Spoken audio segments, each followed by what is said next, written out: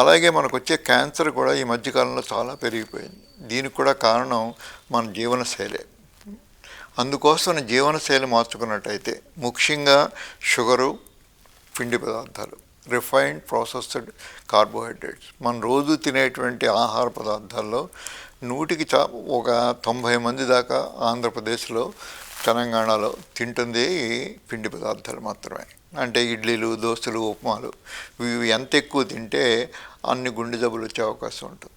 So మనం తీసుకునే ఆహార విధానాలు, మనం చేయబోయేటువంటి వ్యాయామం, అలాగే మనం చేద్దాం అనుకునే ఉపవాసం, ఈ మూడు కూడా మనం ఎంత తొందరగా వీటిని మన జీవన శైలిలో మనం అమర్చుకుంటే అంత మంచిది.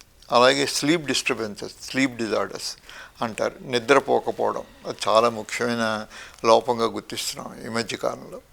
అలాగే మనకున్న మెంటల్ స్ట్రెస్, మన మెంటల్ స్ట్రెస్కి మన నిద్రలేనితనానికి కూడా చాలా దగ్గర సంబంధం. అలాగే నిద్రలేనితనం ఎంత ఎక్కువ ఉంటే అంత డయాబెటీస్ వచ్చే అవకాశం ఉంది. సో వీటన్నిటిని దృష్టిలో పెట్టుకుని ఈ జీవనశైలి అనేది ఒక 7 పద్ధతుల్లో ఉంటుంది. దాంట్లో ముఖ్యంగా మన ఆహారం, అలాగే ఉపవాసం, వ్యాయామం, అలాగే మన శరీరంలో గట్ బ్యాక్టీరియా అని ఉంటాయి, గట్ బయోమ్ అని, వాటి యొక్క ఆరోగ్య పరిస్థితి, అట్లాగే మెంటల్ స్ట్రెస్ని తగ్గించుకునేటువంటి కార్యక్రమాలు ఏ విధంగా తగ్గించుకున్నా, ముఖ్యంగా అందరూ మెడిటేషను, యోగా చెప్తారు, అవి మంచి మందులే. కానీ మందులతో కాకుండా ఈ న్యాచురల్గా ఉండే పద్ధతులతో మన మెంటల్ స్ట్రెస్ తగ్గించుకోవడం. అలాగే మన చుట్టూ ఉన్న టాక్సిక్ ఎన్విరాన్మెంట్, అంటే మనం పీల్చే గాలి, తాగే వాటరు, అలా వినే శబ్దం, అలాగే మనం చూసే కాంతి, వీటి వల్ల కూడా ఈ పంచభూతాలు మనకి ఎన్నో అనారోగ్యాలు కలగజేస్తాయి. ఆ పంచభూతాలు కరెక్ట్ చేసుకున్నప్పుడు అది సామాజికంగా చేయవలసిన బాధ్యత ఎక్కువ మందికి ఉంటుంది, ఒక్కళ్ళకు ఇద్దరు చేయలేరు. కానీ ఎవరికి మట్టుకు వాళ్ళ మట్టుకు కూడా వాళ్ళు పీల్చే గాలిని నియంత్రించుకోవచ్చు, తాగే నీళ్ళని నియంత్రించుకోవచ్చు. మనం అందరూ అనుకునేటువంటి ఇప్పుడు ఈ ప్లాస్టిక్ బాటిల్లో వాటరు, అది ఏమాత్రం మంచిది కాదు.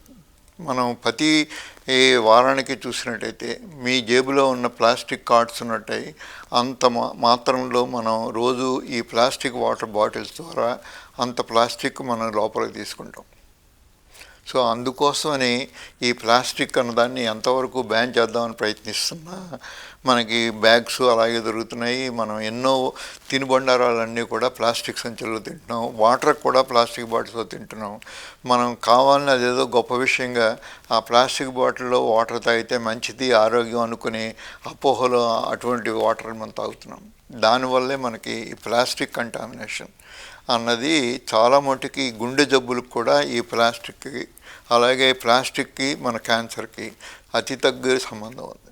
సో ఇవన్నీ కూడా మనం మార్పులు చేస్తే తప్ప, అలాగే శబ్ద కాలుష్యం, అలాగే మనం తీసుకునే వైట్, ఇప్పుడు ఉన్నటువంటి హై ఎల్ఈడి లైట్స్ ఉన్నాయి తెల్లటివి, అవి చాలా డేంజరస్ అని చెప్తున్నారు అందరూ. సో అవి మానేసి ఈ ఆరెంజ్ లైట్ కానీ ఈ వామ్ లైట్స్ అని ఉంటాయి, అలాగే blue light, green light most dangerous.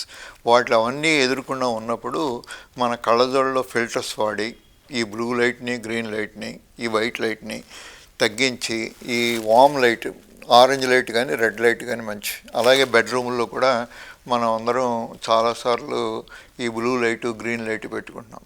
అలాగే ఎలక్ట్రోమెకానికల్ డివైసెస్, ఈ సెల్ ఫోన్స్, ల్యాప్టాప్స్, వాటి నుంచి వచ్చేటువంటి ఎలక్ట్రిసిటీ మనకి ఎంతో హాని చేస్తుంది. అందుకోసం మన బెడ్రూమ్లో వాటిని పెట్టుకుని ఛార్జ్ చేయడము, ఆ పక్కన పెట్టి పడుకోవడం, ఇటువంటివన్నీ కూడా మనం మానితే తప్ప ఈ టాక్సిక్ ఎన్విరాన్మెంట్ అన్నది తగ్గదు.